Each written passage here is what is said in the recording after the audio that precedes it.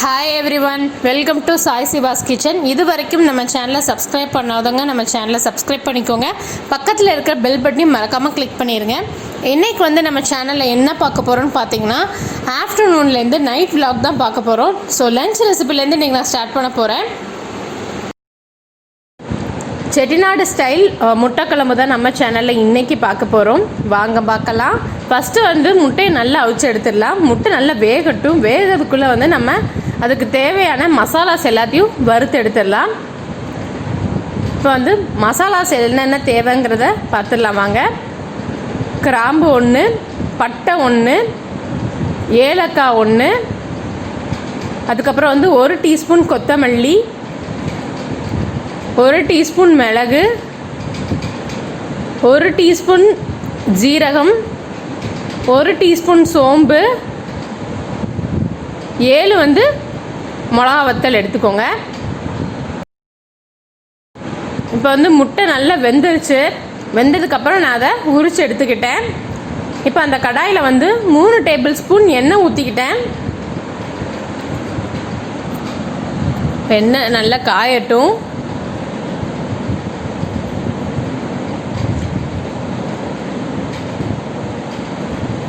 இப்போ எண்ணெய் நல்லா காஞ்சதுக்கப்புறம் பட்டை, சோம்பு, ஏலக்காய் 3ஐயும் போட்டு நல்லா வதக்கிக்கோங்க.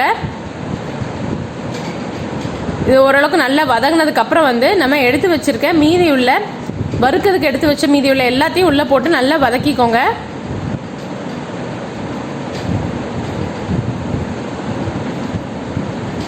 நல்லா கோல்டன் ப்ரௌன் கலர் வர வரைக்கும் நல்லா வதக்கி எடுத்துக்கோங்க.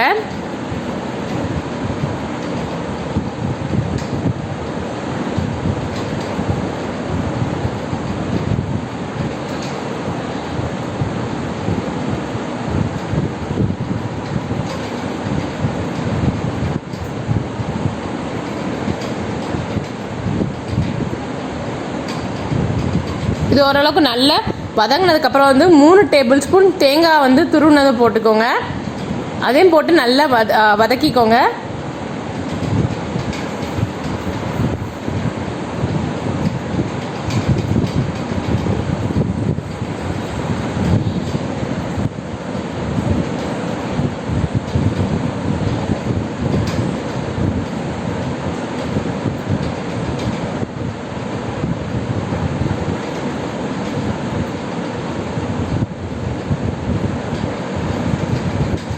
இது இப்போ ஓரளவுக்கு நல்லா வதங்கிட்டு இதை ஆற வச்சு மிக்சியில் அரைச்சி எடுத்துடலாம்.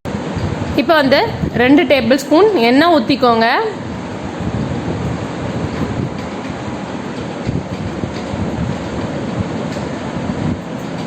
எண்ணெய் நல்லா காயட்டும்.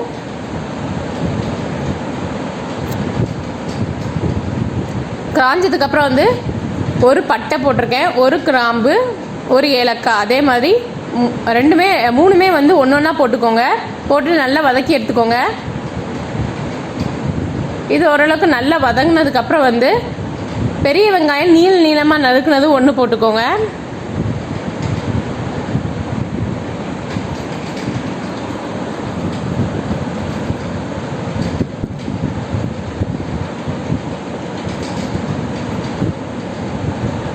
நல்லா கோல்டன் ப்ரௌன் கலர் வர வரைக்கும் நல்லா வதக்கி எடுத்துக்கோங்க.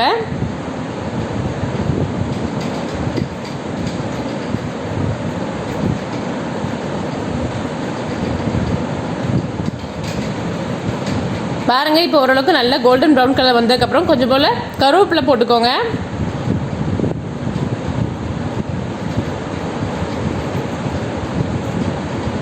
அப்புறம் 1 டீஸ்பூன் இஞ்சி பூண்டு பேஸ்ட்டு போட்டுக்கோங்க. போட்டு நல்லா பச்சை வாசனை போகிற வரைக்கும் நல்லா வதக்கி எடுத்துக்கோங்க.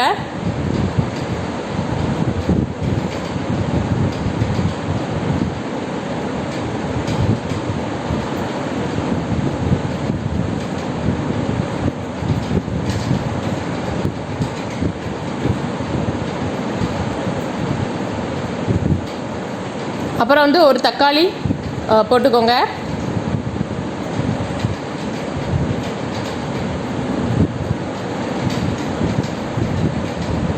போட்டு நல்லா வதக்கி எடுத்துக்கோங்க. தக்காளி நல்லா வதங்கட்டும்.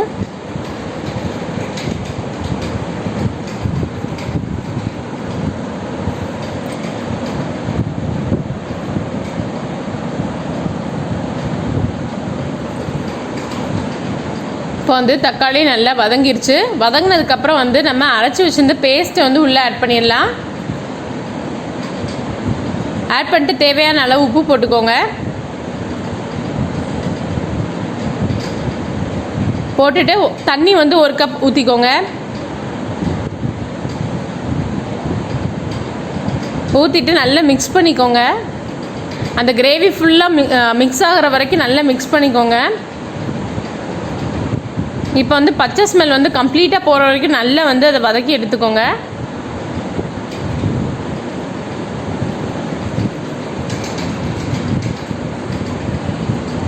இப்போ வந்து ஒரு கொதி நல்லா வரட்டும்.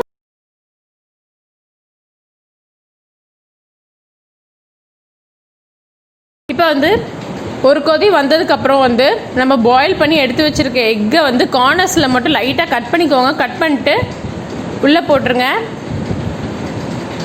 போட்டுட்டு நல்லா மிக்ஸ் பண்ணி விட்ருங்க. இப்போ வந்து எக்கு வந்து அந்த கிரேவி கூட நல்லா மிக்ஸ் ஆகணும். நல்லா கொதிச்சு வர வரைக்கும் வெயிட் பண்ணுங்கள்.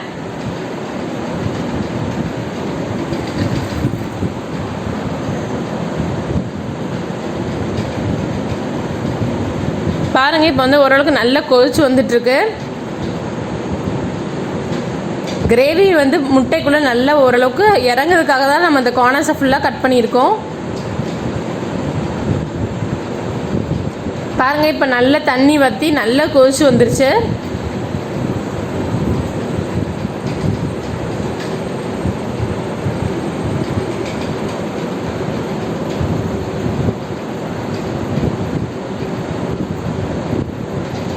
கடைசியாக வந்து ஒரு ஹாஃப் லெமன் வந்து ஸ்குவீஸ் பண்ணதை வந்து நான் உள்ளே ஆட் பண்ணுறேன்.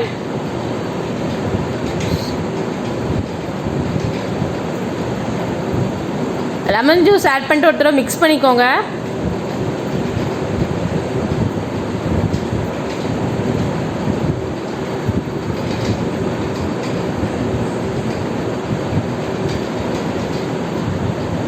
இப்போ வந்து நம்மளோட முட்டை குழம்பு சூப்பராக ரெடி ஆகிட்டு. வீட்டில் ட்ரை பண்ணி பாருங்கள். இந்த முட்டை குழம்புக்கு வந்து நீங்கள் ரைஸ் வச்சு சாப்பிட்லாம். அதே மாதிரி வந்து சப்பாத்திக்கும் வந்து ரொம்ப சூப்பரான ஒரு கிரேவியாக இருக்கும்.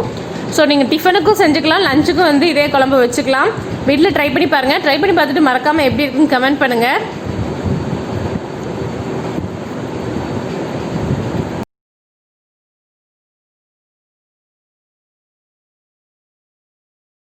இப்போ வந்து மணி வந்து 2:30 ஆகுது. நல்ல மழை பெஞ்சிட்ருக்கு.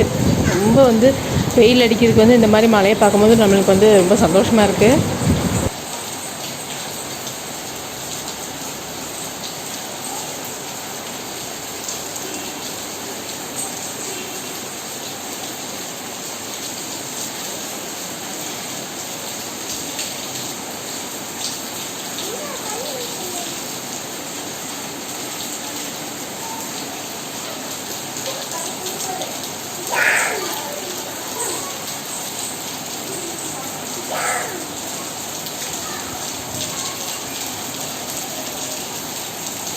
கேர்ள்ஸுக்கு எல்லாத்துக்குமே வந்து மருதாணி வைக்கணும்னா அது ரொம்ப ரொம்ப பிடிச்ச விஷயம். அதுவும் வந்து வெயில் டைமில் வைக்கணும்னா ரொம்ப ரொம்ப நல்லது. ஏன்னா அது வந்து உடம்புக்கு நல்ல குளிர்ச்சி தரும். இப்போ நான் மருதாணியில் தான் பறிச்சிட்ருக்கேன். நான் குட்டியாக இருக்கிறதுனால ரொம்ப மேலே எட்ட மாட்டேங்குது. அதனால தான் கீழே உள்ள இலையை மட்டும் பறிச்சிட்ருக்கேன்.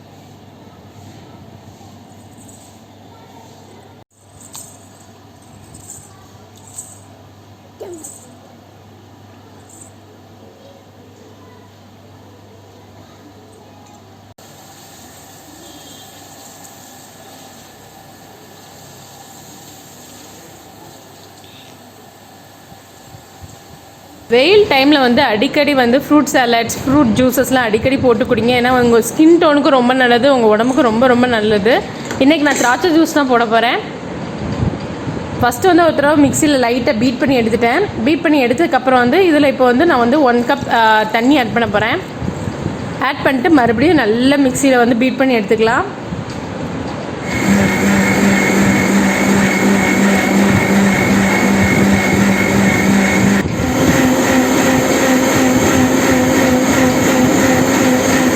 இப்போ வந்து நல்லா பீட் பண்ணி எடுத்ததுக்கப்புறம் நான் வந்து ஃபுல்லாக ஃபில்டர் பண்ணிகிட்ருக்கேன்.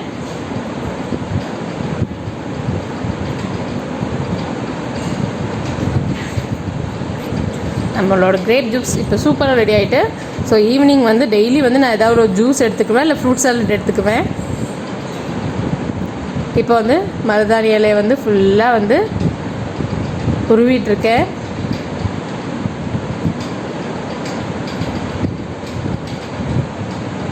அப்பாடா, ஒரு வழியாக வந்து இலையை ஃபுல்லாக உருவி எடுத்துட்டேன்.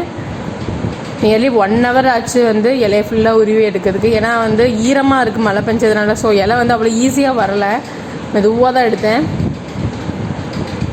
மதியானம் வந்து நல்ல மழை பெஞ்சதுனால ஈவினிங் வந்து சூப்பராக இருந்துச்சு. காற்று மேலே மொட்டை மாடியில் நிற்கிறதுக்கே ரொம்ப சூப்பராக இருந்துச்சு.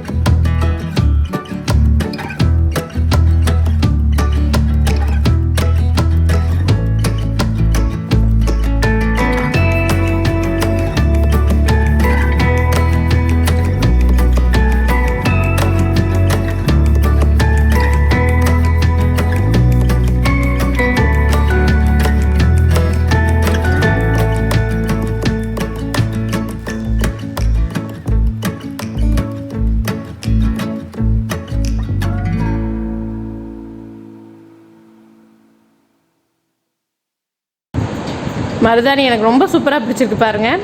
இந்த vlog கண்டிப்பாக உங்களுக்கும் பிடிச்சிருக்குன்னு நினைக்கிறேன். இந்த வீடியோ உங்களுக்கு பிடிச்சிருந்துச்சுன்னா இந்த வீடியோவை லைக் பண்ணுங்கள், கமெண்ட் பண்ணுங்கள், ஷேர் பண்ணுங்கள். மறக்காமல் சப்ஸ்கிரைப் பண்ணிட்டு பெல் பட்டனையும் கிளிக் பண்ணிடுங்க. அப்போ தான் என்னோடய அப்டேட்ஸ் ரெகுலராக உங்களுக்கு கிடைக்கும். தேங்க்யூ, பாய்.